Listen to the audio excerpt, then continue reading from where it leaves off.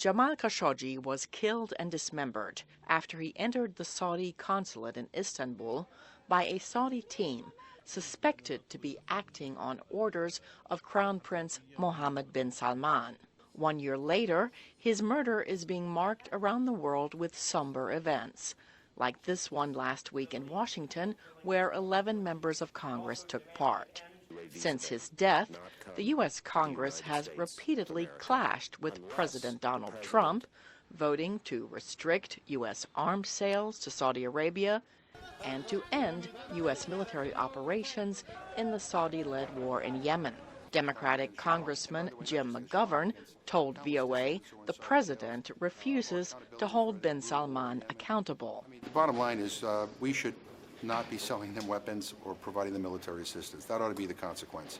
And you see a bipartisan majority in the House and Senate that have been sending the president bills to limit certain weapon sales. The president has been vetoing these things. Trump and Secretary of State Mike Pompeo have not wavered in their support for the Saudi royal family. The president has cited economic concerns for not damaging ties with Riyadh. It's a very simple equation for me. I'm about make America great again, and I'm about America first. I think Secretary Pompeo and President Trump have made their calculations with respect to Saudi Arabia, and so I think that is what we're seeing play out right now. We have a Saudi Arabia that has been very actively engaged in a conflict in Yemen, pretty much on a blank check from the United States. Trump's personalization of U.S.-Saudi ties has not been helpful in dealing with the Khashoggi murder. Middle East expert Yasmin Farouk told VOA.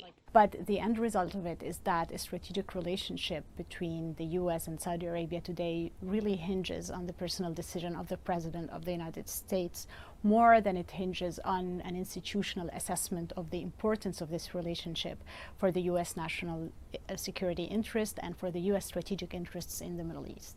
As Saudi Arabia tries to open up to tourism and international investment, Farouk says the Khashoggi murder will taint the kingdom for many years to come.